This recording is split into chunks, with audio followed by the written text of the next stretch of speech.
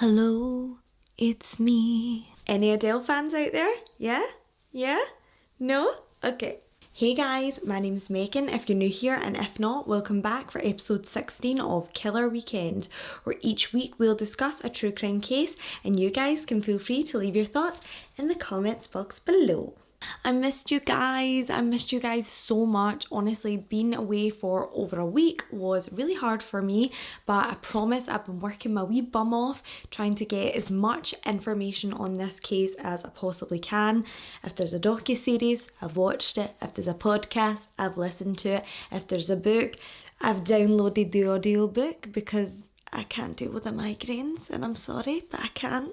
And I don't mean to brag, but I've even watched a Lifetime movie on this, so you're welcome, because there was no winners in that. I thought this would be a good time to cover this case because not only have people been requesting it on my channel and on my Instagram page, I thought it would be really important because this year actually marks the 25th anniversary of this crime. On Christmas Day, that will be the 25th anniversary. It's one of those cases, as a true crime person, even if you just really like true crime and like watching things like this, it will stick with you. Everyone remembers the name, everyone remembers the face, and sadly there's still no answers. So that's why this week we'll be covering the case of JonBenet Ramsey.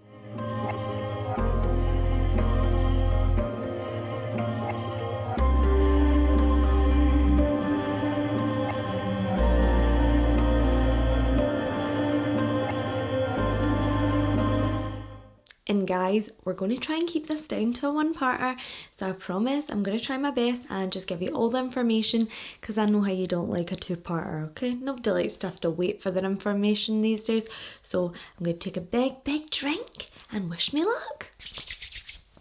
Okay, so to know this case and how this case works, you need to know about all of the players. So all the people involved, including JonBenet's family. So I'll start off with a little bit of family history, and that begins with Patsy, who her maiden name is actually Patsy Paw, and this was spelled P-A-U-G-H. So sounds like paw, looks like paw, it's paw to me. Patsy was born on December 29th, 1956. She was born in Parkersburg, West Virginia, where she had quite an impressive younger life. She attended university, West Virginia University, and she got herself a BA in journalism. Not only this, while she was at university, she managed to join a sorority and was quite popular in her sorority, and she also managed to win the title of Miss West Virginia. Pageants did run in the Paw family. Her mother, Nedra, which, cool name, side note, like it, had actually been homecoming queen herself and had always wished she had taken it that little bit further into proper pageants. So she put both her daughter Patsy and Patsy's younger sister Pamela into pageants, which they eventually both ended up winning quite good titles. Pamela herself even went on to win Miss South Charleston, so that was quite a good prestigious title for both the girls, and their mother Nedra was really proud of this. Patsy herself was quite mature because she had been in university and also been through the pageant system. She really knew how to like hold herself and how to present herself, and that'll come up later on in the episode. At the young age of 23, Patsy decided that she was ready to settle down with her then partner, who was actually a lot older than her. He was 13 years older, and that was JonBenet Ramsey. He was actually a divorcee. John had been married before, and John was actually born in 1943 in Michigan. He himself had quite a privileged upbringing, and he learned very quickly that he had to get a business mind in order to get himself through in life and create his own businesses. He attended Michigan State University and gained a bachelor's degree in engineering, and later went on to get his master's degree in business administration. Like, reading up on John, he's actually like a really impressive guy. He served in the Navy as a civil engineer, and he had quite a well-rounded education, but this wasn't wasn't enough for John. He wanted to settle down and raise a family, and this is when he met his ex-wife Lucinda Pash. He had 3 children with Lucinda, a boy named John Andrew and 2 daughters, one named Elizabeth and one named Melinda. Sadly, the marriage only lasted around 12 years and the 2 divorced amicably in 1978. They still had a lot of contact with the children, and John didn't move on until roughly about 1980 when he met and married Patsy Paw, making her Patsy Ramsey. Patsy unfortunately struggled to get pregnant really early on in the marriage, and it actually took 7 years before Patsy fell pregnant with her son Burke to John Ramsey. Burke Ramsey was the absolute apple of her eye. She was obsessed with him. He was her pride and joy, and he could do no wrong in Patsy's eyes. She just loved her child unconditionally, even more so because she had to really struggle to get there as a mother. But she did also long for a little girl. She, like I said, loved the pageants, the crowns, the makeup, the tiaras, and she really wanted a little girl that she could share this kind of girly side with. And obviously Burke, he was a boy, he was into his computers, into his cars. That just wasn't him. After several years of trying to get pregnant and a really bad scare with ovarian cancer, Patsy fell pregnant with her little girl finally, and she was given her father's namesake of JonBenet Ramsey. Her father's JonBenet Ramsey, so it's just kind of like a more kind of fancy French version of his name. JonBenet Ramsey was born on August 6, 1990. She was Patsy's everything. Like everything. She had this amazing understanding with her daughter, and what a bonus, the minute JonBenet was old enough, Patsy got her into the pageants, and this was another bond that they just could not break. John himself didn't love the idea of the pageants, and he would later go on to say he found it creepy. It was little girls dolled up to the nines. It's very controversial. These little girls are dressed up to look like adults in swimsuits, and it's a bit of a kind of taboo subject. There is a lot of paedophilia involved with these kind of events, but also it does get these girls onto another path where they can receive scholarships and better university opportunities. So really, it's a bit of a double-edged sword. You either love them or you hate them. I'm sure we all watch Toddler and Tiaras. We've all got our own opinions on it. I'm not saying it's right, not saying it's wrong, but that's just what they thought of it. Patsy loved it. John was a wee bit creeped out by it. The happy family's excitement of the birth of JonBenet was sadly cut short in 1992 when John Ramsey's oldest daughter, Elizabeth, was killed in a fatal car collision. She and her boyfriend were driving down the motorway and they came into contact with an oncoming truck, and sadly they were both killed in the crash. He was really sad about this. He was said that he could not get out of bed. He was completely distraught over the loss of his young daughter, and it was said that the only thing that managed to get him out of this depression was the happiness that he felt being around his own young children in his home. So already this family have experienced quite a lot of loss, and it's only gonna get worse. JonBenet over this time started to get more and more well known in the pageant circuit, and when she was like 3-4 she started really donning all the big hair and the makeup, and she would sing at the pageants, and she's so cute, like seriously so cute. I know it's not for everyone, the whole makeup and everything, that's a bit creepy, but it's so cute. Like she's literally the cutest little like cowgirl. She just looks like a little doll, and Patsy just thought that she had a natural raw talent for it. JonBenet herself was said to have really loved the pageants. She made a lot of little friends there, and she was quite a social child. She was always very loud and outgoing, whereas Burke, her older brother, was a lot more reserved and quiet than she was. They had totally different personalities, and hers definitely did shine during her pageant days. However, I wouldn't be honest if I didn't say this. There is a few family friends of the Ramseys that say that the grandmother Nedra Paw was actually a little bit more pushy on the pageant side of things, and that if, for example, JonBenet just wasn't feeling it and she didn't want to do them, that Nedra and Patsy would be very pushy and force JonBenet into the pageants. So I don't really know how much of that is true, but it is said that she loved it, made loads of friends by the family. Obviously they're not going to say that they were stage mums, so we don't know. And we've seen that so many times, you know. You see that on that Dance Moms, and there's the mums that go there and just watch them and like analyse every step every day. Like, honey, go get a latte. Like, Jesus, just get out. It's not even that interesting. They're literally just dancing in a circle. Please don't come at me, pageant mums. I love them, really. The Ramsey family are really successful at this time.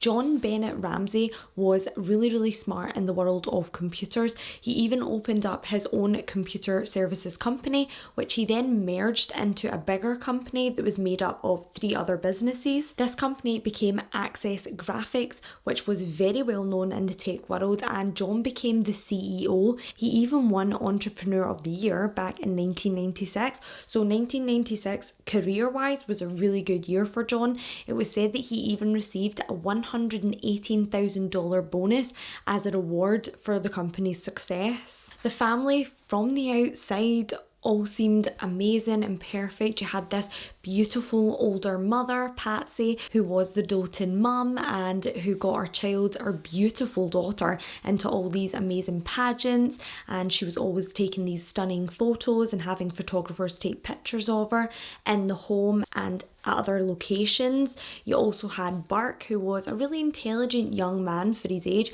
and was said to be heavily interested in computers like his father. Then finally you had John, this breadwinner. He was a really strong, silent type, but he was so intelligent. Like I said, from the outside, it all seemed great, but not always what it seemed within the Ramseys, allegedly. Several friends would later come out and say that there was definite cracks shown in the Ramsey family around the years of 1995 to 96. A family friend actually came forward to the press saying that in 1995, JonBenet was actually struck by Burke over a jealous altercation, that he was jealous of the attention she was receiving from Patsy, and he struck her with a golf club, a 9-iron golf club, leaving a scar right along one of her cheeks. Now obviously we don't know if this is true, but this is something that several friends have corroborated that story and said that it did happen, and that Burke had a very aggressive temper when it came to his sister receiving more attention than he was. You need to remember there was several years where it was just him and Patsy and they had this really close bond, and then all of a sudden JonBenet came along and took that away from him. A lot of the friends even said that Patsy and John had asked them not to mention this story later on to the police. So many people think that this case all began with a 911 call, and you'd be right, but not the 911 call that everyone knows and everyone's heard before. There was actually a 911 call made from the Ramsey home 3 days before the disappearance of JonBenet Ramsey. There was a phone call made on the 23rd of December, just 3 days before Patsy made that bone-chilling call, and it was a call made from the Ramsey home. Someone phoned and then just never said anything, and then the phone line disconnected. This call would not be chased up by Boulder police, would not be followed up, and the Boulder police never attempted to visit the Ramseys' home on the night of the 23rd to see who made that call. The next part of this case takes us to Christmas Day 1996, and it started off as a very normal morning, so we can assume from the word of the Ramseys, in the Ramsey household. Patsy was up early cleaning the house and making breakfast for the whole family. She made pancakes as Burke and JonBenet ran downstairs to see what they had gotten from Santa. It had snowed quite heavily that day, but the sun at the back of the house had actually melted quite a lot of the snow, so it was a nice crisp winter morning and the kids were buzzing to open their gifts. JonBenet was said to be so happy. She actually received a bike that year from Santa and she could not wait to get out in the street and play with it. The kids were allowed to go out and play with their new presents, and they also took a nice video which Patsy would record every single Christmas of her and the children. And when you see these videos, it's a wee bit weird, I'm not gonna lie. It's just very cold. It's, this is Burke, this is JonBenet, we're the Ramseys. It's very waspy, very upper class, and not really relatable. If it's a family kind of Christmas video card, It just doesn't seem very personal. I don't know what it was for, but it just does not seem like a kind of warm, inviting Christmas video. The whole Ramsey home was lavishly decorated. The banisters were covered in lights and garlands, and there was garlands all over the house. Even the outside of the home was beautifully decorated. It literally was like something out of Christmas with the Cranks. Like that whole neighbourhood, they had a really nice aesthetic, and it was really pretty to see all the candy canes in the garden. It was a winter wonderland at the Ramsey home. They then got ready and decided to go to their family friends, the Whites, and they went there for a Christmas dinner and a little bit of a party in the evening. The Ramsey family returned to their home around 10 p.m. that night, in which there's a couple of conflicting ideas as to how JonBenet entered the home.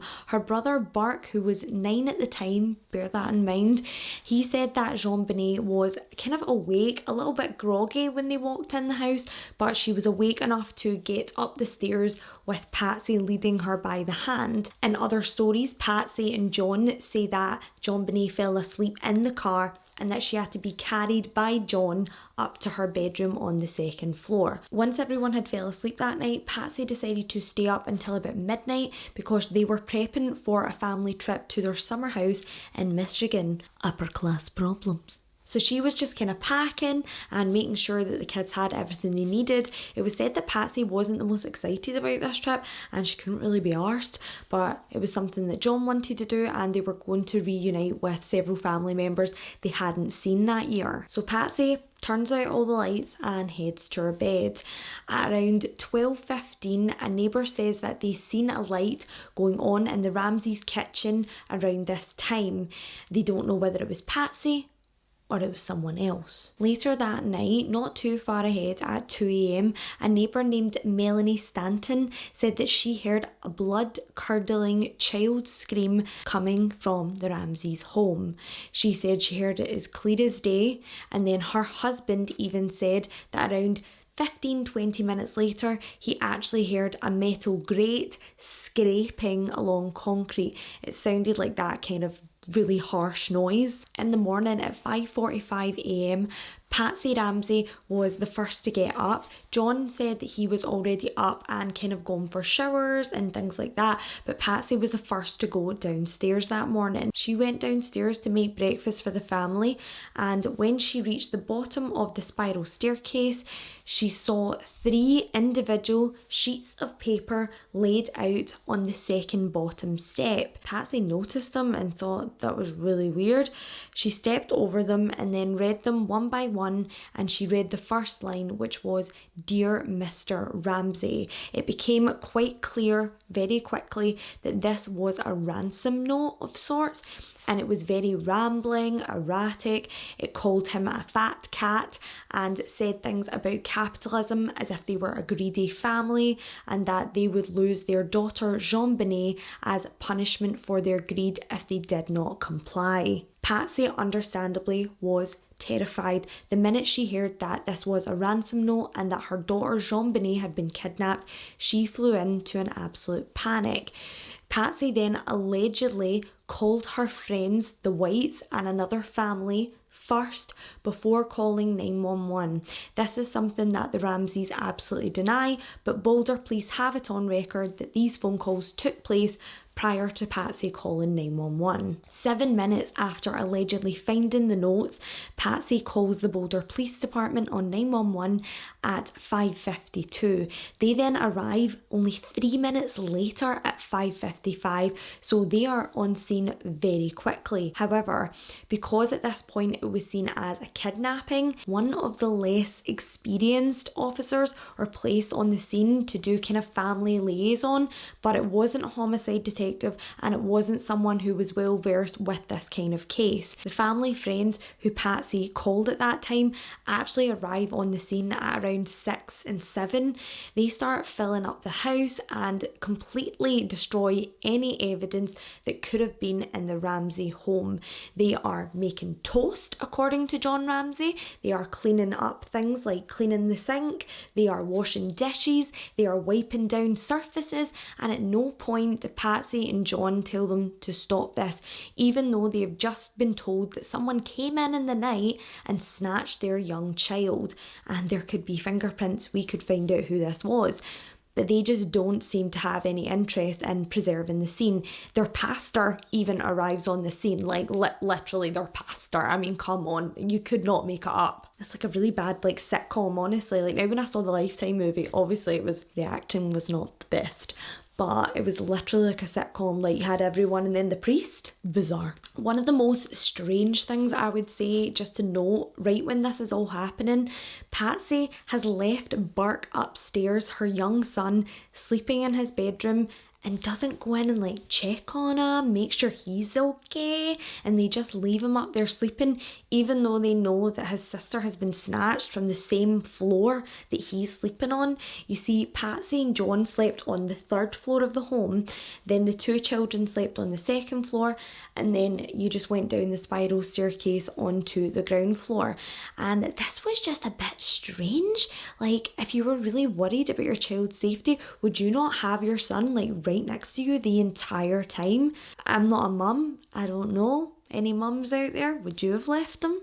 So as the family friends and all their pals are contaminating this scene, cleaning the windows, bloody mopping the floor, just getting rid of any DNA evidence, Patsy herself is said to have acted quite oddly. Now, no one can ever judge a mother in this kind of turmoil unless you've been through it. You don't know what it's like. I don't have kids. None of them have ever been kidnapped. So therefore, I don't know, but Patsy is said to have donned a massive crucifix, like a really gaudy number, and then not only that, been acting very melodramatic, like sobbing on the floor, banging on the floor, holding the cross and praying to "Oh Jesus," but it was all very melodramatic, and officers said it looked like bad acting. On the other side of things, you've got John Ramsey, who is the complete opposite. He's very cold, very collected, and he doesn't seem to be really asking any questions as to what they're doing to find JonBenet. He's even asked several times to stay in the same room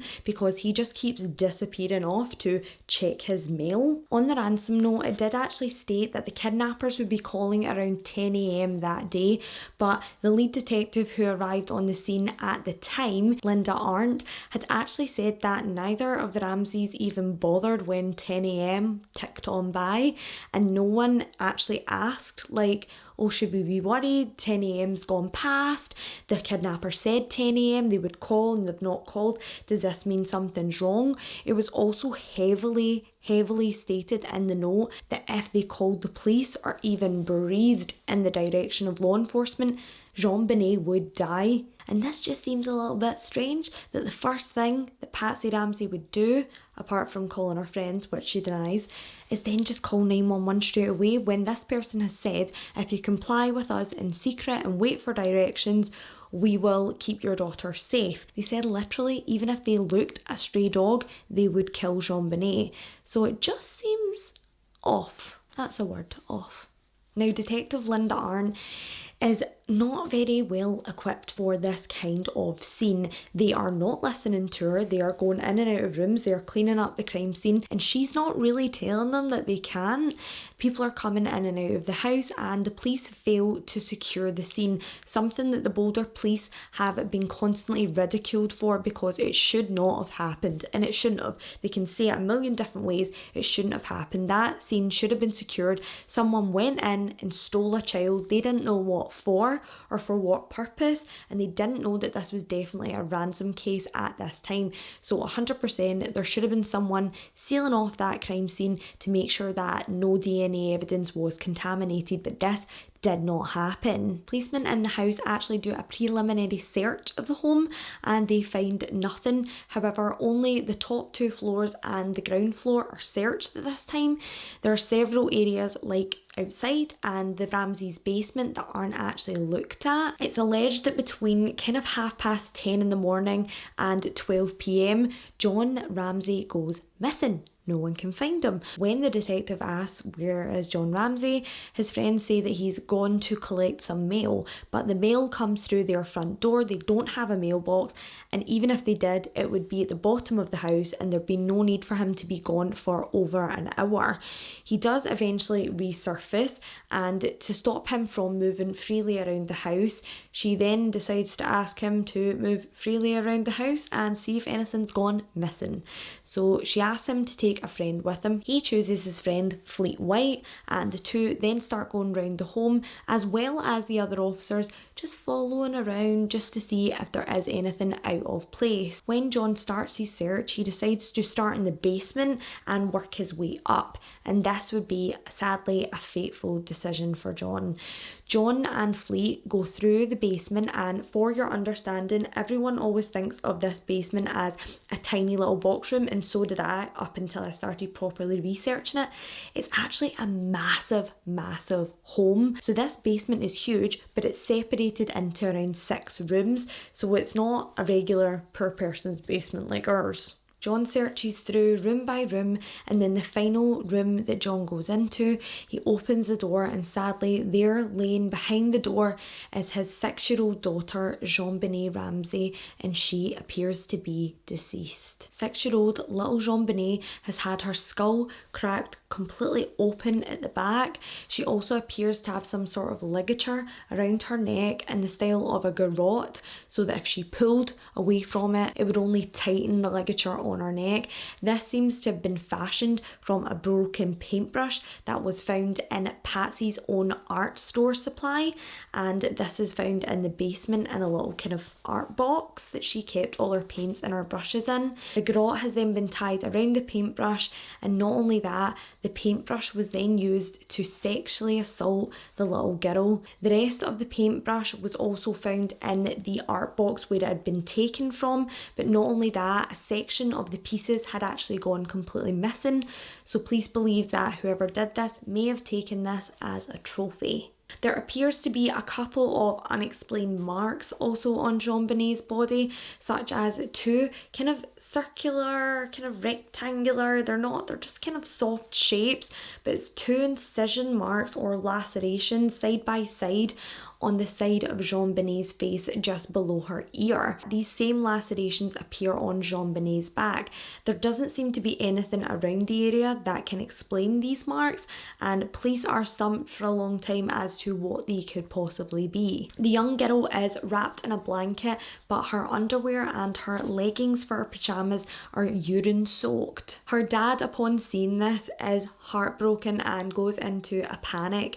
Allegedly, he grabs his young daughter, not thinking of the scene at all, and grabs her and runs upstairs with her, even though he is being vehemently told by Linda, the detective on scene, to put her down and not touch her. And he manages to place JonBenet in front of the Christmas tree with several people watching. He puts her down, he takes a blanket from the living room and then places it over JonBenet, further contaminating the little girl's body. It's heavily disputed as to whether John removed the duct tape that was wrapped around his daughter's mouth and head at that time, or whether Boulder police officers did that for him to see if the young girl was breathing, but at this point rigor had actually set into the body, so therefore she was very stiff in the pose that she had been found in, and it was quite clear that she was no longer with us. Her face was blue and her lips were blue, and also her hands had started to go very dark,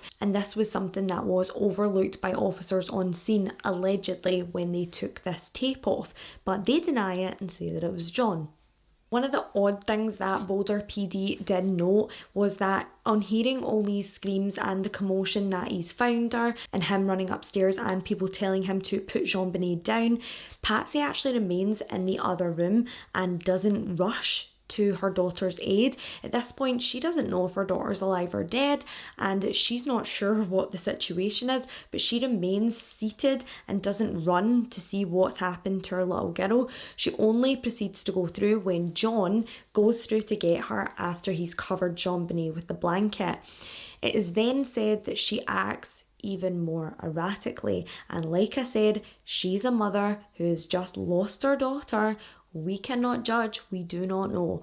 But she then walks into the room, falls to her knees, throws herself on top of JonBenet's body, right on top of the blanket, and then when the pastor starts reading JonBenet's last rites, she then screams at him to stop and says, no, you stop it, ask God to bring her back, and then starts going on this massive spiel about how Jesus brought Lazarus back from the dead and how can he not do that for JonBenet, and starts reciting really over the top biblical quotes, something that her friends even later said wasn't at all like her and was just a bit strange, and officer said it seemed yet again like bad acting. All the formal investigators eventually arrive on the scene at around 1:30 p.m, but it's kind of like too little too late. Like we said, the scene's been contaminated from the minute all of the friends, family, the pastor, everyone has arrived on that scene. Even the police didn't really wear gloves or look after the scene, and no one was told to stop cleaning or to stop leaving rooms, and if they were, they weren't listening.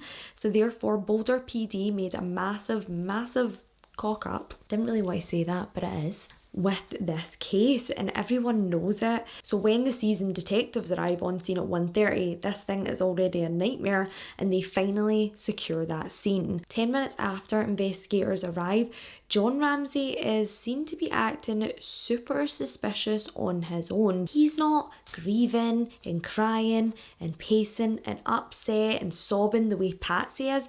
He's completely cold and calm, and he's in the other room calling his pilot to see if they can arrange a flight to Atlanta, Georgia. So there's that. Police actually have to say to him that no, this is an active investigation and you cannot leave. He doesn't really seem to understand this until one of his friends persuades him not to leave and that the family can stay with them, because everyone's kind of looking at them this point at like, why would you want to leave? Like, you've just found your daughter dead. Really? Through gritted teeth, because they've actually taken Burke, their young son, out of this equation already. Burke has been taken out of the house.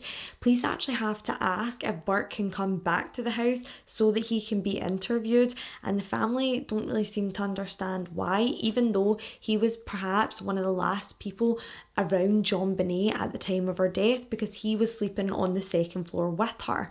Burke then comes back to the home and is questioned, but his demeanour is very odd also. When he's told that his sister is no longer with us, he seems unfazed and wants to eat snacks and plays video games, and he seems kind of bothered by the whole interview as a whole.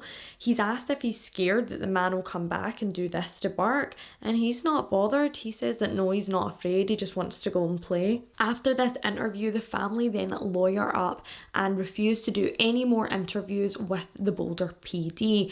Now, in normal circumstances, and I mean in most circumstances, the family would not be given this option. Even with a lawyer, you still have to have some sort of kind of cooperation between the parents and the police, but this just didn't happen with the Ramseys. They didn't seem interested at all in cooperating with the Boulder PD, and it's important to bear in mind that this is a very wealthy and powerful family in this area. They were very well known by many popular and very important people in Boulder, and not only that, in the state of Colorado. And it was said that if this had been more of a kind of working class family, this would never have gone ahead. Upon investigation by the medical examiner, they actually found out that JonBenet had a large blunt force trauma injury on the back of her head which cracked open her skull, but this was not the primary cause of death. It was actually the garrote that had been placed around JonBenet's neck, because there was fingernail pry marks from JonBenet that had shown that even after the blow to the head, JonBenet was alive and still struggling to break free when the garrote was placed around her neck. So therefore her official cause of death was listed as asphyxiation. There was also evidence of sexual abuse. It was said that JonBenet's vaginal cavity was larger than that of a young child at that age. It was very abnormal. So this would hint at a long period or a long term of sexual abuse in childhood. During the autopsy as well, they found out that the meal that JonBenet had enjoyed with the White family earlier that night wasn't actually her last meal, and that she'd actually eaten some pineapple, and allegedly Patsy said that she never remembered giving JonBenet any pineapple, and they were both adamant that she was asleep from the moment she entered the home at 10 p.m. till when she went to her bed and she never got back up. However, investigators did find a bowl of pineapple chunks on the countertop in the Ramseys' home with a cup of tea next to it as well. This actually contained the fingerprints of not only Burke Ramsey, JonBenet's older brother, but also her mother, Patsy Ramsey, even though Patsy Ramsey denied this ever happened. I mean, there's fingerprints. You can't really deny the fingerprints, Patsy, come on. Probably most heartbreaking in this case was the sexual assault that took place that night on JonBenet. She was found to have had male DNA that was no one linked to her family, so none of the males in her family or on the scene that day, as they all gave their DNA samples, but this proved that she was sexually assaulted on the night of her murder. There was also pieces of the broken paintbrush found inside JonBenet, which showed that she was also assaulted with the paintbrush that was used in connection with the garrote. The Ramsey household held many secrets, including the weird 911 call that was placed only 3 days before JonBenet's murder, and when asked about this, the Ramsey family completely denied it happening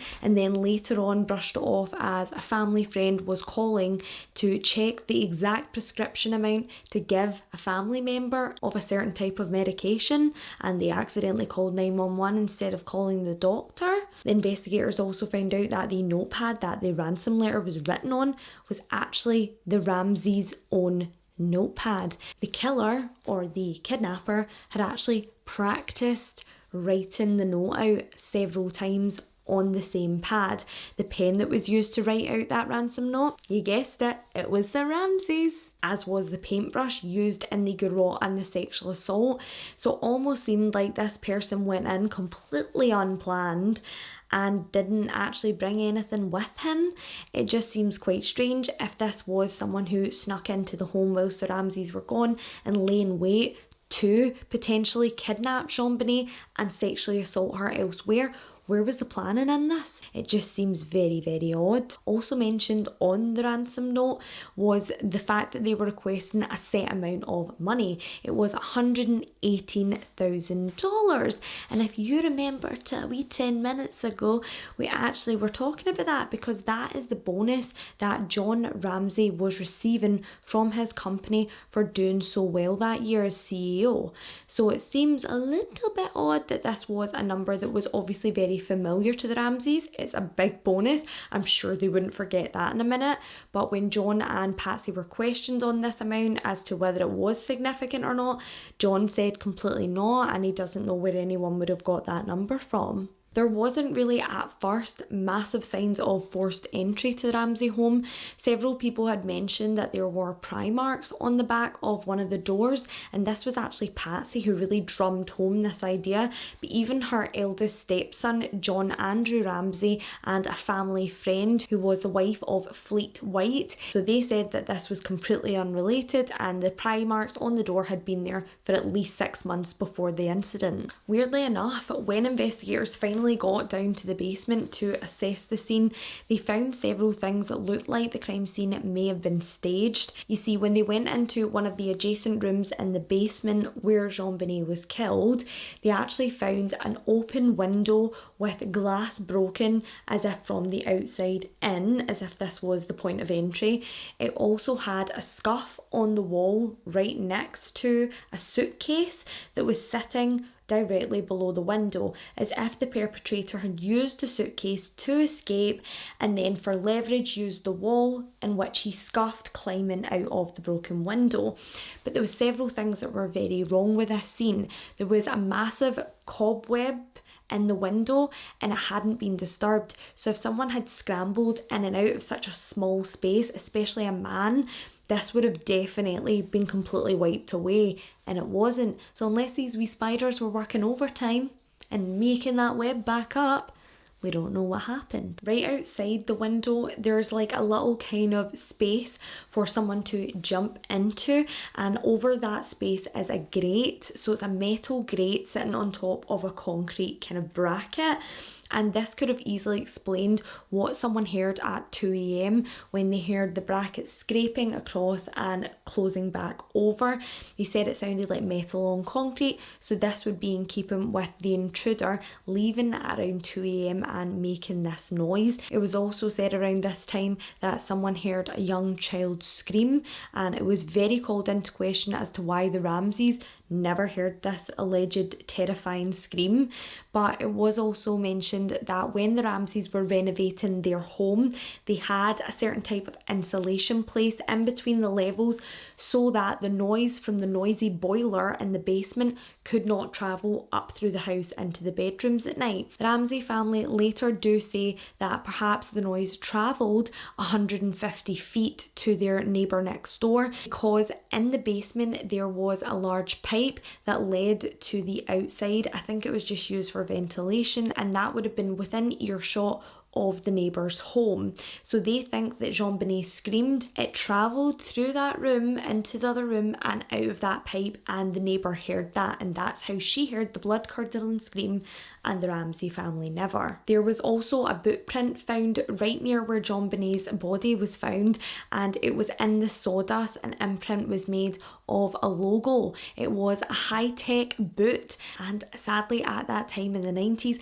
high-tech was a very popular shoe brand, and a lot of workmen had them, a lot of policemen had them, so it was very unclear as to how this had been left. Police deny that they went down on the scene until it was completely closed off. There was only a hand-selected few that were allowed down into the murder scene, so they still do deny that this could have been left by anyone in the Boulder Police Department, but it was a mess from the get-go, so we just don't know. It was asked of Patsy and John if anyone in the family owned a pair of high-tech boots, which they both denied, until later on police actually found a photograph of their young son Burke wearing a pair of high-tech boots, and when they were questioned on this, Patsy flippantly remarked that yeah, he had one back in 1995 and they had thrown them out earlier that year. There's several factors of the crime scene that have either been misconstrued or just overlooked in this case, and I'm going to chat about them because I think several people harp on about these on Reddit, on web sleuths, and they're not correct pieces of information. For example, a lot of people harp on about the fact that there was no footprints in the snow around the Ramsey home. That is because, like I said, it had been snowing heavily that weekend, but with the sun facing on the back of the Ramsey home, there was no snow, like little to no snow in the back garden. So around the point of entry where the basement window would be, this was not something that he could have left footprints in because it was completely dry ground. Also, to back up the theory of an intruder, the packing peanuts and the sawdust that were in the little concrete alcove right before they broke into the window, there was actually sawdust and packing peanuts tread through right next to the body of JonBenet. So this could have, like I said, could have been staged. They could have picked up the sawdust and just dropped it along as if it was treading on someone's shoe. That is definitely possible, but it did seem that this was evidence of an intruder coming in from that entry point. Another thing that is grossly misconstrued in this case is the fact that JonBenet was a constant bedwetter. Yes, she did wet the bed quite a lot, but a lot of people think that the evening that she was found dead, that she had wet the bed that night. That was not true. No one says that the bed was wet. There was plastic sheeting on the bed, and this is how Boulder PD knew she was a bedwetter.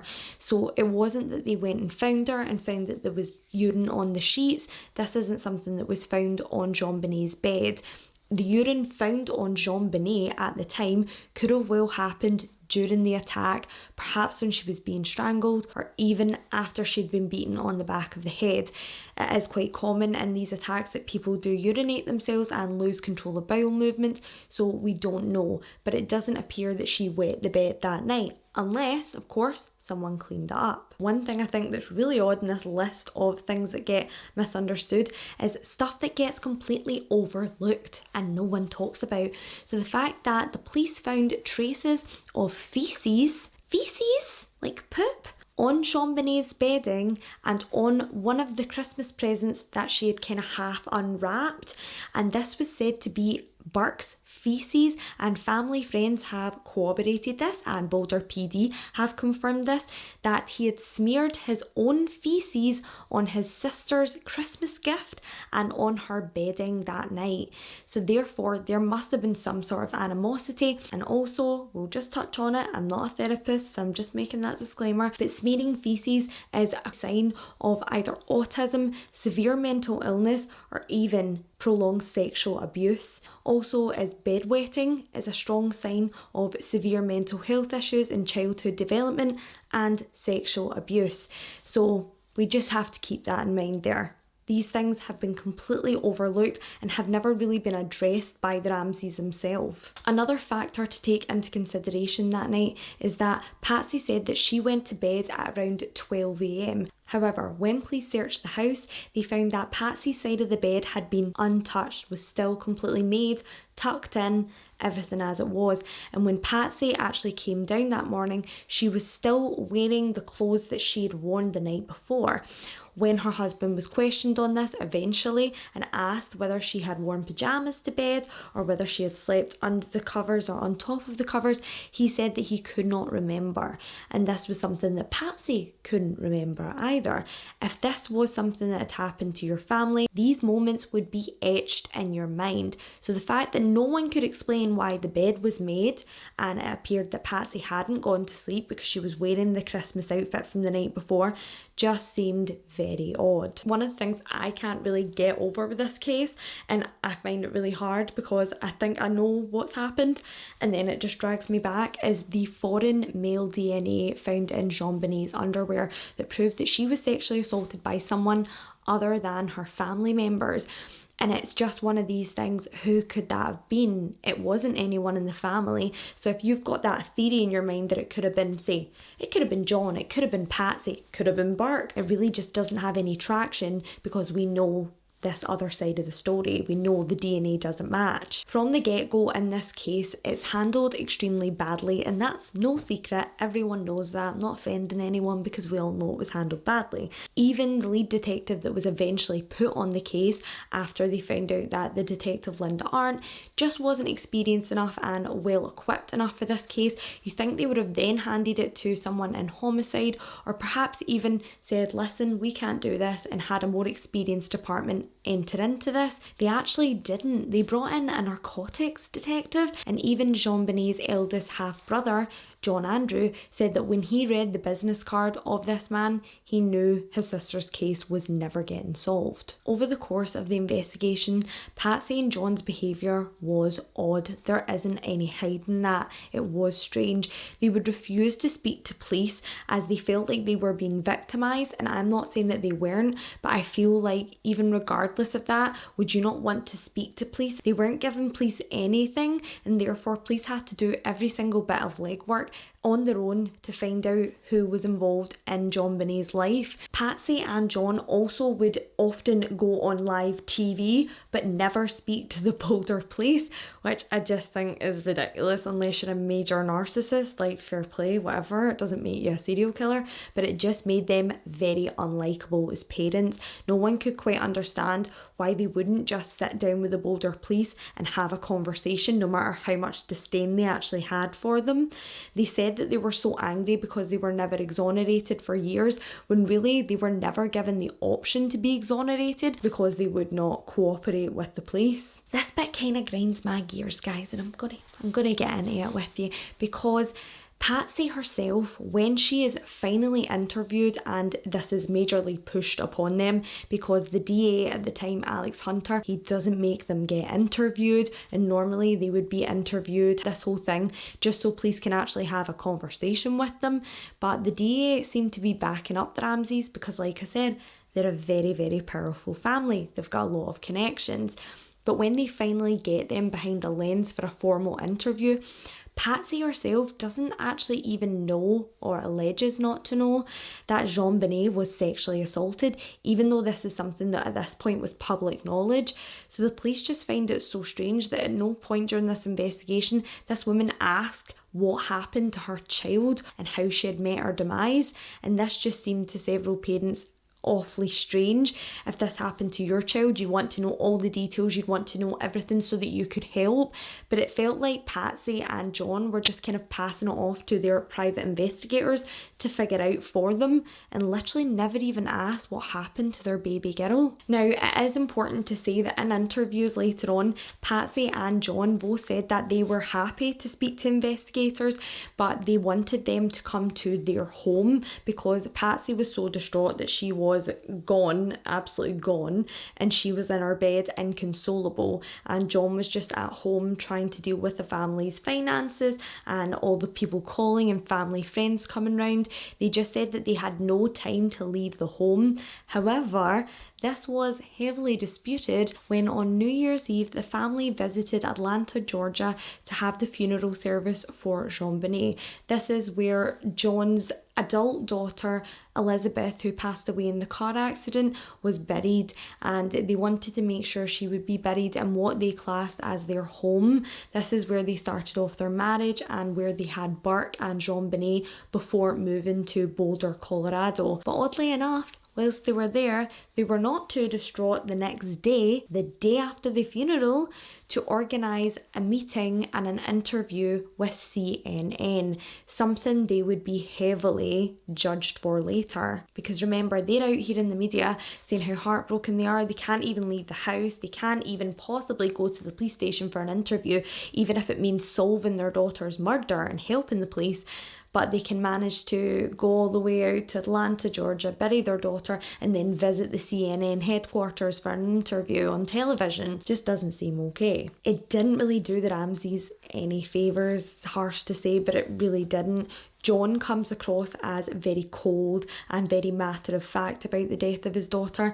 At no point do they kind of like talk about catching the killer and things like that. It's all talking about nice things about JonBenet and their family and how amazing their family was and how amazing a mother Patsy was. And John does come across quite cold, and this is fed on in the media. Patsy herself, actually, I quite feel for Patsy, call me naive, but in the interview she seems like she could be maybe doped up on something to keep her okay. She does seem distraught. She is kind of crying and things like that, but there is no real tears, which is my only thing. I hate when people cry and there's no tears. Where's tears? They dried up? You got no tears? I don't know. But she does seem very distraught, as if she's perhaps been medicated before the interview.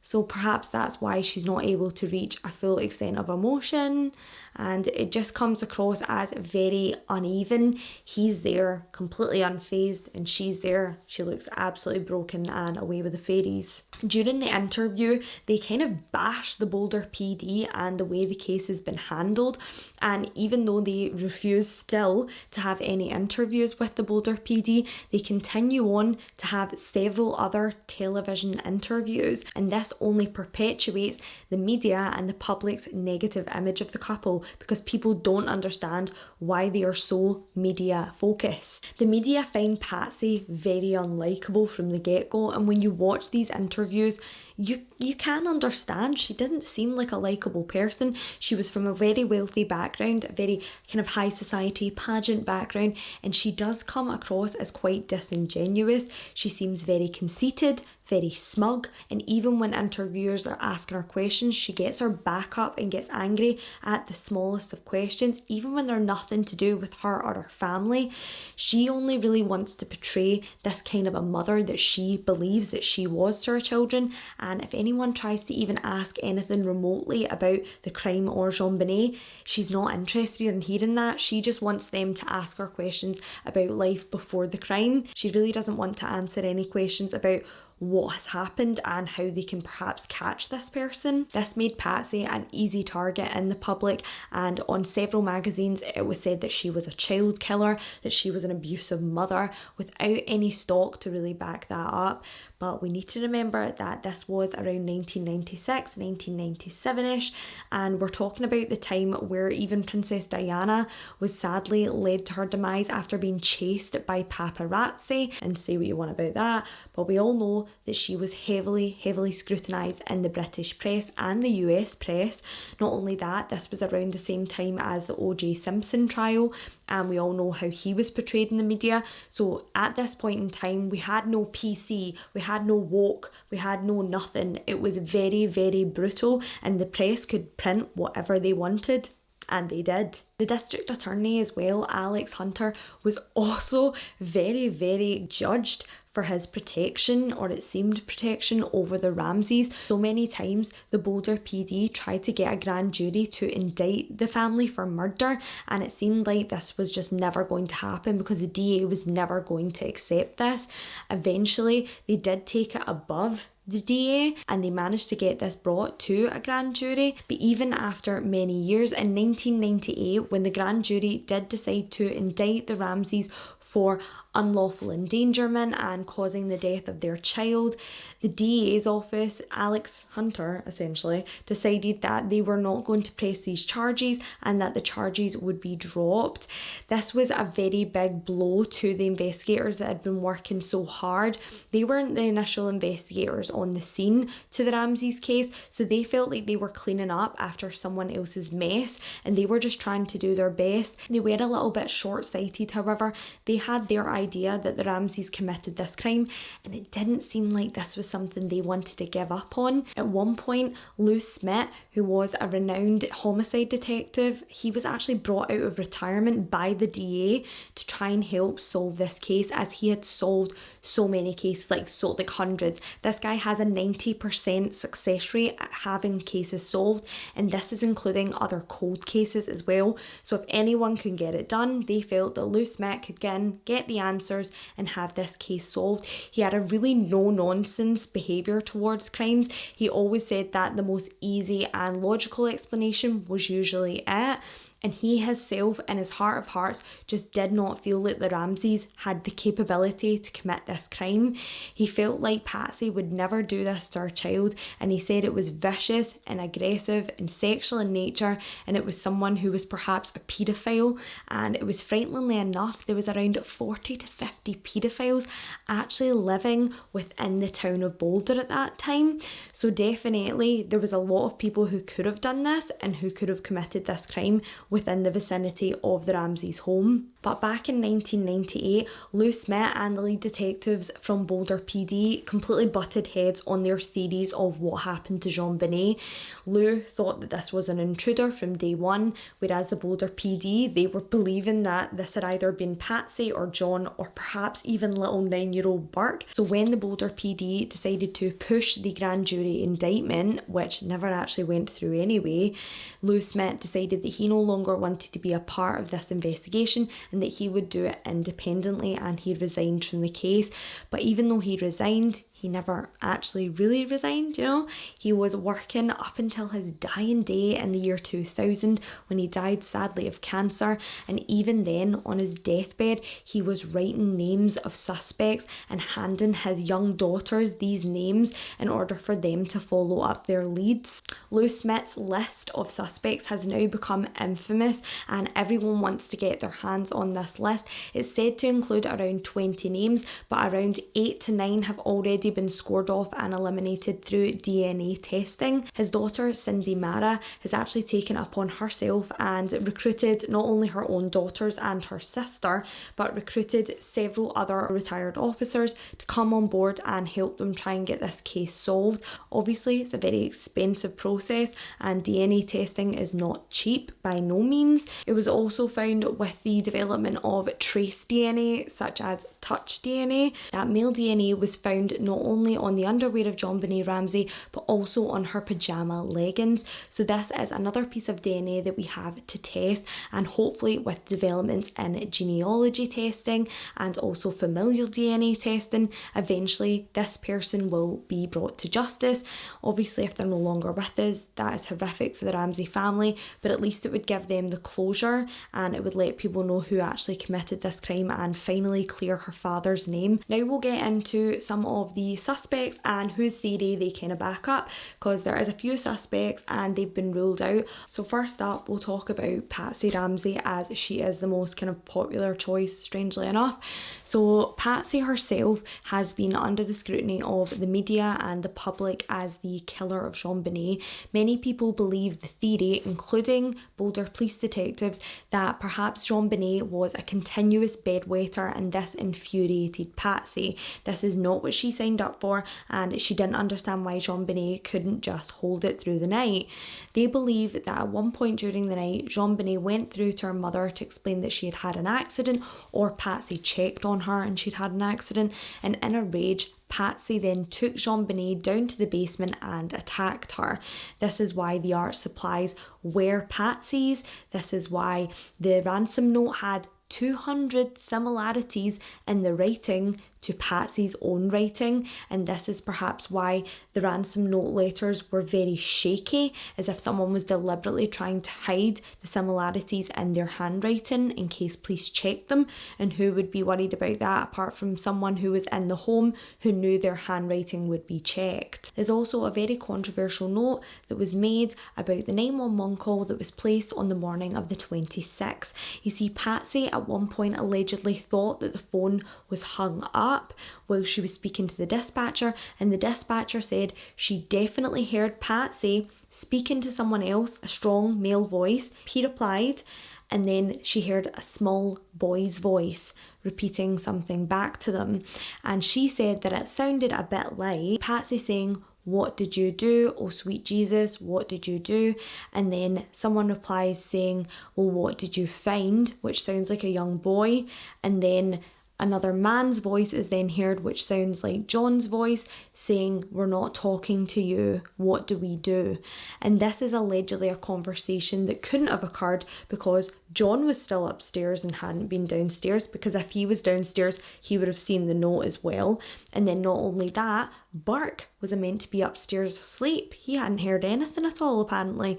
So this was a conversation that has been allegedly heard on this tape. I have to say, I've listened to the tape. It doesn't sound like nothing. I said, if anything, I can hear her saying sweetie in it, as if she's calling someone sweetie, but she could have been speaking to anyone, and it's quite a vague, kind of very white noise recording. There's not much to hear. You can Google it if you want, and you can see if you can make anything out from the static. If you can hear what the 911 dispatcher heard, please let me know in the comments, because it's quite interesting to hear what other people's ears might be picking up. Another factor working against Patsy is that the fibres from the top that she was wearing the night before and that same morning were found in the duct tape that was wrapped around JonBenet's mouth and neck.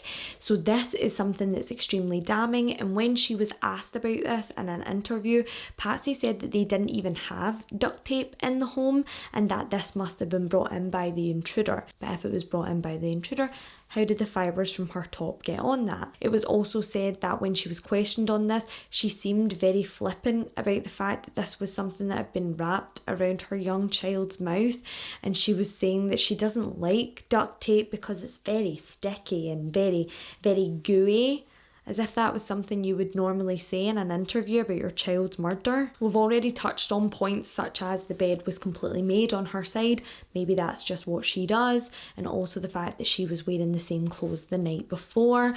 And not only that, when the Ramseys' book came out about their story about JonBenet and how it had impacted their family, she was heavily questioned about the fact that JonBenet's photo only appears on the back of the book in a tiny photo, and it's all about them. It's all about the Patsy and John show. And when she was interviewed and asked about this, she gets very aggressive and says, "Well, it's our story, isn't it?" And she sounds very self-involved, and I know that's horrible to say, but she does come across as very unlikable. We've said that before, but it does not make her a child murderer. It just doesn't. Patsy actually died of ovarian cancer. She had suffered from it previously, and after surgeries had hoped that it had gone away as it had left her infertile after JonBenet, but sadly she did succumb to ovarian cancer once again and passed away in 2006. Never truly known who killed her daughter, and if it was an intruder, she never found out who that was. I'm going as fast as I can here, guys, Jesus. So now we have John Ramsey. Now, there's not really much on him, I feel, compared to the other suspects in this case. He was very cold, very flippant, trying to get out of Boulder the day of his daughter's death, and there was several things that just appeared quite off about him, but I feel like that's really all they kind of had. They tested the touch DNA, they tested the other DNA that was found on JonBenet's underwear and her leggings, and it wasn't her father's. Several investigators interviewed the Ramseys' friends, and they did actually make several comments as to why John wasn't as emotional over JonBenet's death, as it was so brutal compared to that of his eldest daughter's death a couple of years prior. And obviously everyone grieves differently. Maybe after the death of his first daughter, everyone says the death of a child changes you, so maybe this is why he didn't react as emotionally when it happened to JonBenet. But a lot of people did say that when this happened to his eldest daughter, he couldn't get out of his bed, he was depressed for months, he didn't even want to work, and work was his passion. But when JonBenet died, he literally could not wait to get out of the country, so it just seemed very strange to friends and family. Also, much like Patsy, a lot of people say, if someone came in and snatched your child out of your home in the middle of the night, would you really leave your son, your young son, unattended upstairs on that exact same floor when you hadn't properly searched the house yet and you didn't know if this person was perhaps still in the home? Not likely. So this is another thing that works against them. Now this one is probably the most talked about recently. It was always about Patsy until a certain interview came out, and now it's majorly discussed. Burke Ramsey. Now bear in mind, Burke was a 9-year-old little boy when this happened, but we will touch on that as well.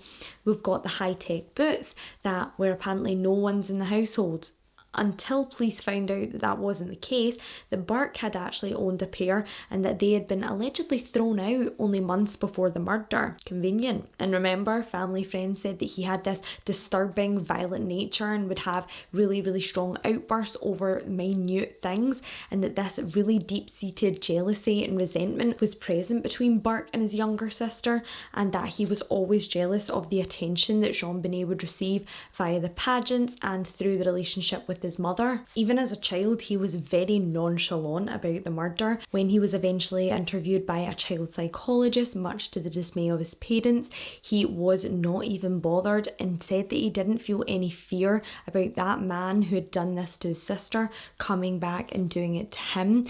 He also made comments that he was not asleep, as his parents believed during the police coming in and out of the house, that he heard the sirens, he heard the police coming through the door, and that he heard certain conversations.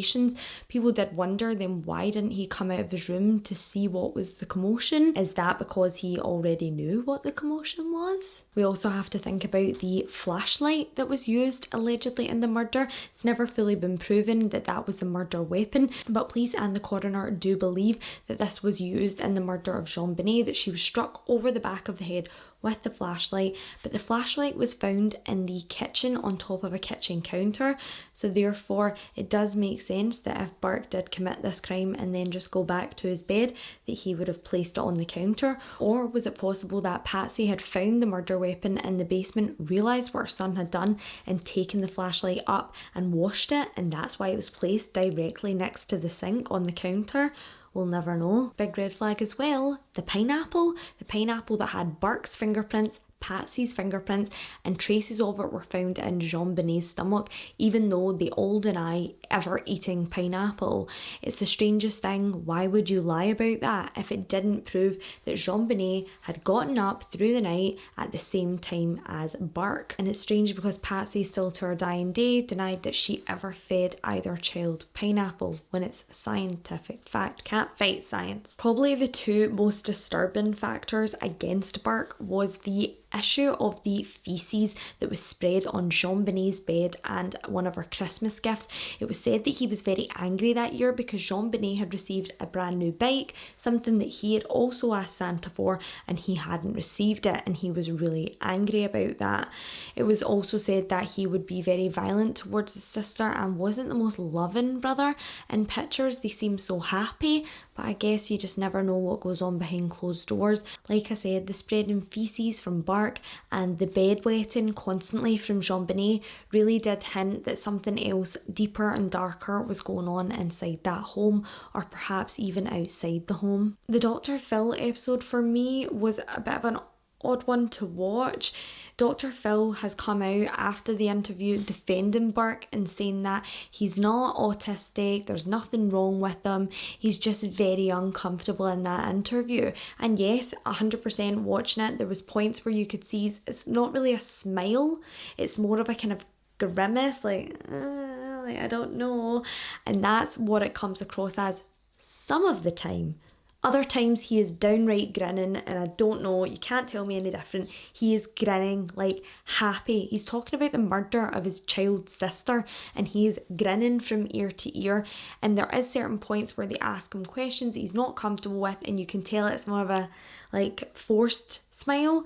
But no, there is times where he's happy, his cheeks are beaming, he's bright red, and he looks very jolly talking about this, and he does not stop smiling for the entire interview, even though he was told to come out and do this interview by his family and his friends just to set the record straight.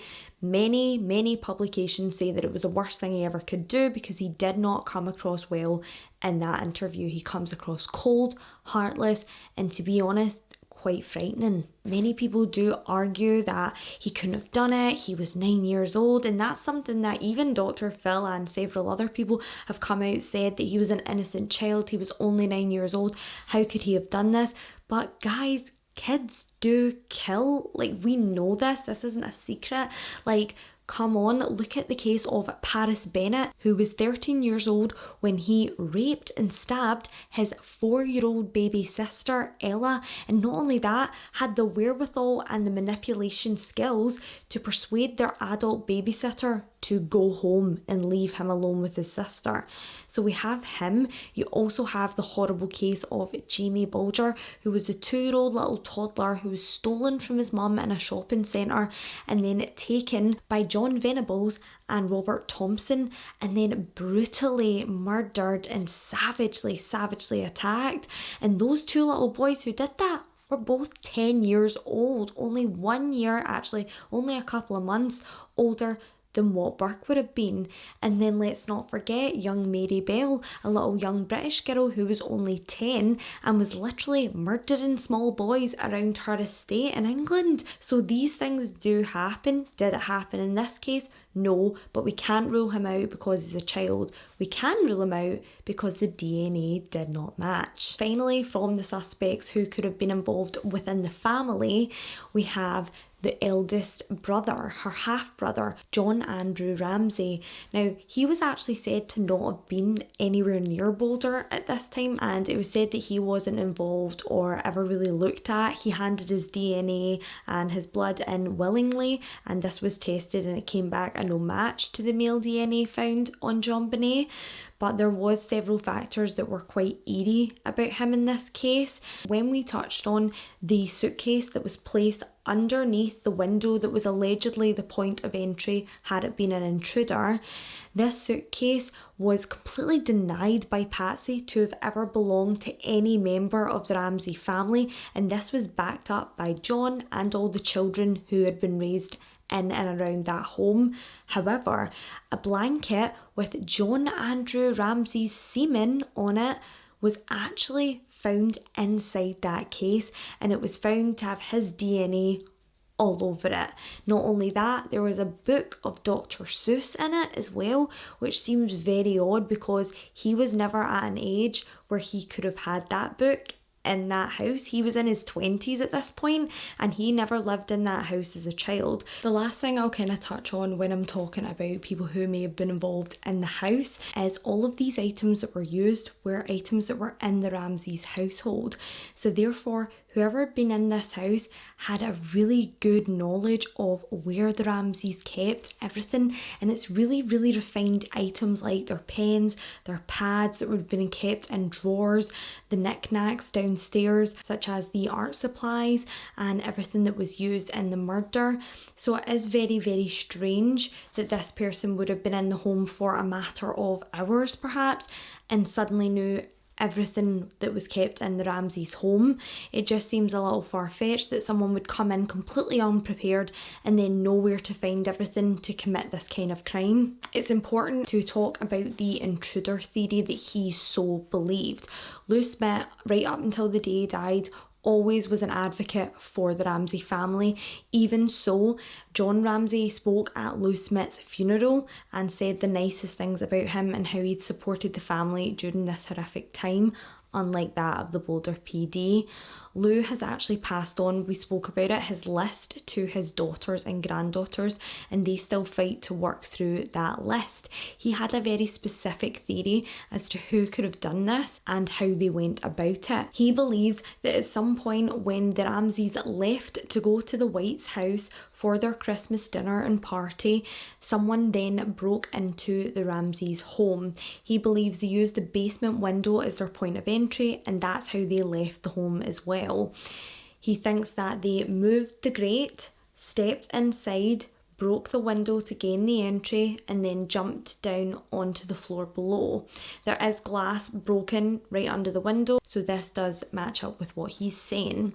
He then believes that the perpetrator canvassed the Ramsey home, walked around, probably felt quite comfortable in the Ramsey home, perhaps as someone that they knew, and then decided to go through their drawers, look for things that he could perhaps use in this kidnapping. He says he believes that this crime was sexual in nature though, and that this person never really fully wanted to give JonBenet back. He says that at that point he then started writing out his ransom note, practicing his ransom note, as he felt he had enough time between then and when the Ramseys arrived home. He then would have allegedly hidden somewhere until the Ramseys fell asleep, and then he made his move and attacked JonBenet. It is still a mystery as to how no one heard this, whether JonBenet would have screamed out upon being grabbed out of her bed, but Lou Smith said that he believes that the small marks made on JonBenet's cheek and back were from perhaps a taser gun,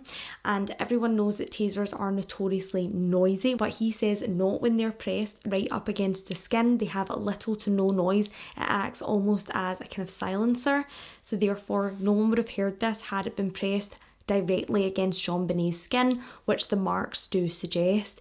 He said she was then incapacitated and then carried downstairs. He thinks that the perpetrator had found the suitcase in the basement and perhaps tried to get JonBenet into the suitcase. He may have succeeded in that, and then when he tried to get it out of the small window in the basement, he was unable to get her out. This is when he panicked. He had nothing with him. He didn't have his tools, didn't have his kind of rape kit with him, and therefore he decided then and there he was going to get what he wanted from JonBenet, and he had to kill her in that home.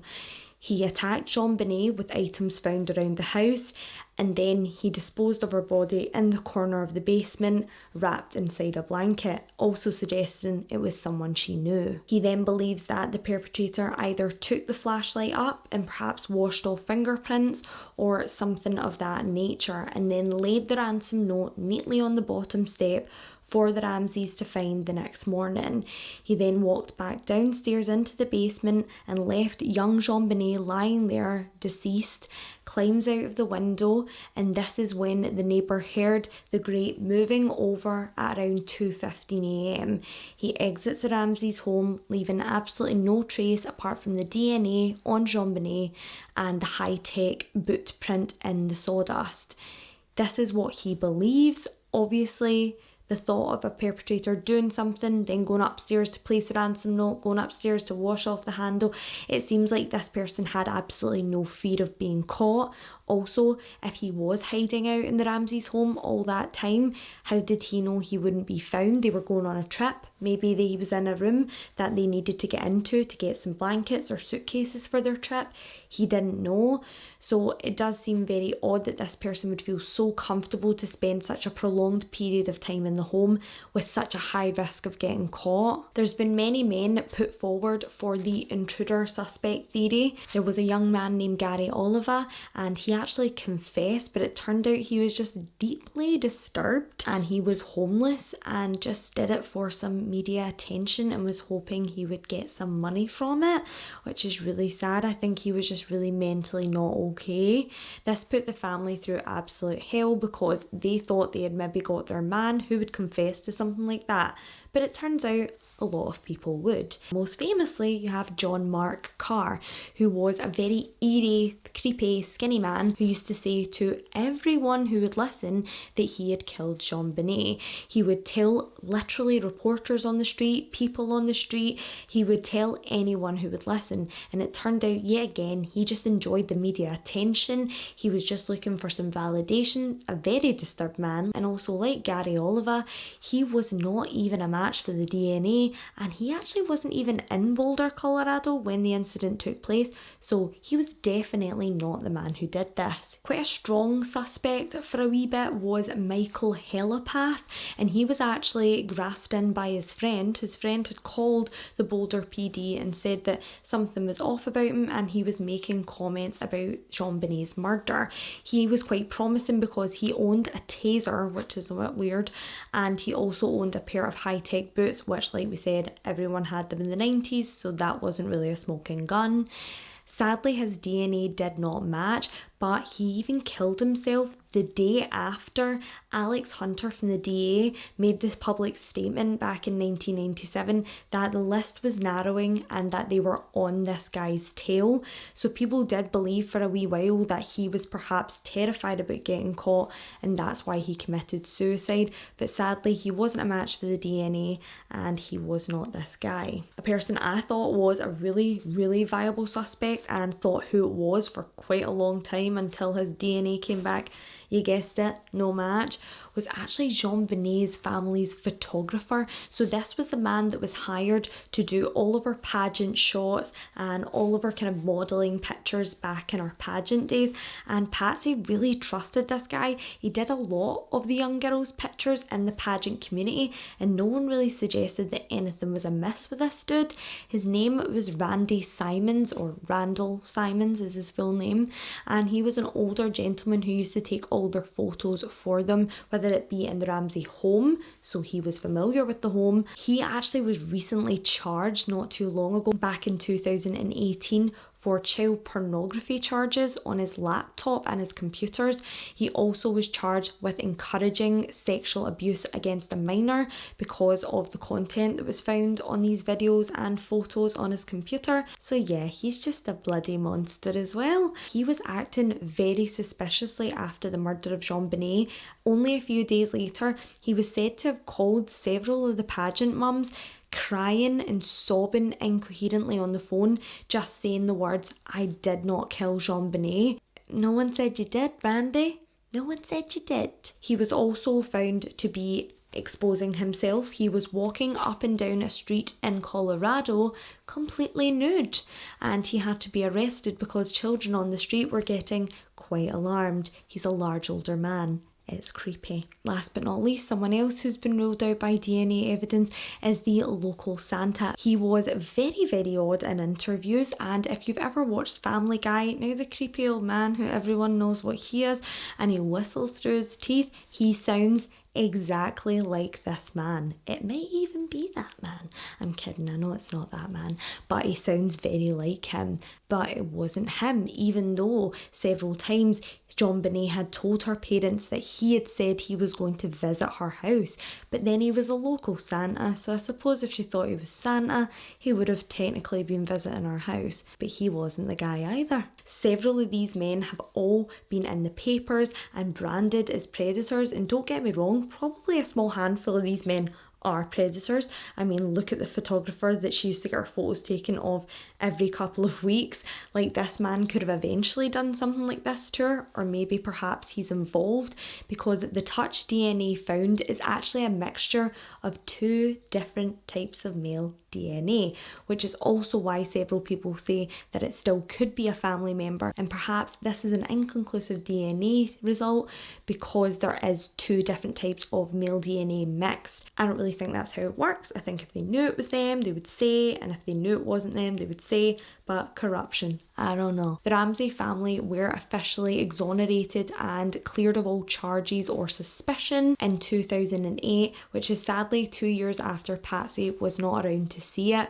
So therefore she died with this cloud of suspicion over her head as being a child murderer, which is just absolutely horrific. And if the family were in no way involved, that's really, really horrible. I can't imagine going through that as a family member, being blamed for your own child or brothers or sisters murder. That must have been absolutely horrific. So it is one of those ones we will always wonder what happened to JonBenet, and as many people try and scramble up evidence and get these DNA samples tested, maybe one day we will get closer to that answer. A lot of people think of this case, like I said at the beginning, as, oh, it was ages ago, and oh, it was like 30 years ago, and who cares? This young girl would have been the same age as me. She would have been starting her life, building a career. Maybe she would have met a man, been engaged, getting married, having kids. Her friends have been forced to move on and grow up without JonBenet, and sadly her photos on the wall will never change. She'll never change. She was only 6 years old and she should have been protected in that house. Perhaps it was just an unlucky coincidence. Some stranger took a liking to her when he saw her pageant videos, or maybe it was someone even in the pageant audience. We've all heard of these things before, these crazy stalkers who just attend these child events because they've got some sick fantasy. And that could be a strong possibility, and that's still to this day what Jon Ramsey advocates. He believes that someone watching the pageants, or perhaps someone he had under his employment, had a fascination with JonBenet, and either Patsy or himself put her in their sightline, and it must be really horrible for him to live with that blame. You can see it in every interview he does now. He blames himself. He's just broken, and I think maybe now it's finally sunk in what actually happened to his daughter, because in those initial interviews that was not the same man that we're seeing today, and maybe it was just shock and overwhelming and he didn't know how to handle this kind of a thing. Remember guys, at the age of 6 she was like a beauty queen. She had done so much for her little life already. Like, what could she have possibly achieved? She would have gone on to rule the world. She would have been amazing. And it's very sad that this place has actually lost someone like her. I hope this episode has given you every bit of information. What do you think happened? Do you think it was an inside job, someone in the family, maybe even a family friend that we've not mentioned? Or perhaps do you think it was someone outside, someone external who was watching the Ramsey family and pounced at their very weakest moment? I just want to know what you think, because I feel like I am totally stumped. For years, I thought it was the brother, but the DNA, man, I can't get past the DNA because it's science and you can't fight with science. I hope you've enjoyed it, and please remember I'll be here for you every Wednesday with our Weirdo Wednesdays. We'll be back to a regular schedule next week, and you can hear all about ghosts and goblins and ghouls and UFOs and everything in between. I will also be here for you every Friday with a new true crime case, so if you like anything supernatural or spooky, just hit that subscribe button. Feel free to also follow me, not home you freak, on Instagram at Megan True Crime. I also have a TikTok page which I rarely post on, but you can follow me on that at megan.truecrime. I know I've said this a million times to you already, but I have my own personal vlog channel which is Megan T. The link for that is in the description box below, so please hit that if you want to see some personal vlogs, stuff about wedding and what I'm planning for our wedding and just what I've been up to in general. We'll have our first video ever up next week, and I'll be letting you know on my Insta stories exactly when that is, so please keep your eyes peeled. I love you all so much. Thank you for requesting this case. It's been hard work, but I swear it's been worth it, and it's kind of changed my perspective on the case as well. I was always very Burke, but now I'm very, I don't know. Loosemith's very smart. I don't want to fight with a smart guy. I'm not a detective. So I'll quit rambling and annoying you and just enjoy yourself. Have a very safe and happy weekend. Remember, lock your doors, don't talk to strangers, and also don't eat pineapple at 2 in the morning like fucking animals. Jesus. See ya. Ow.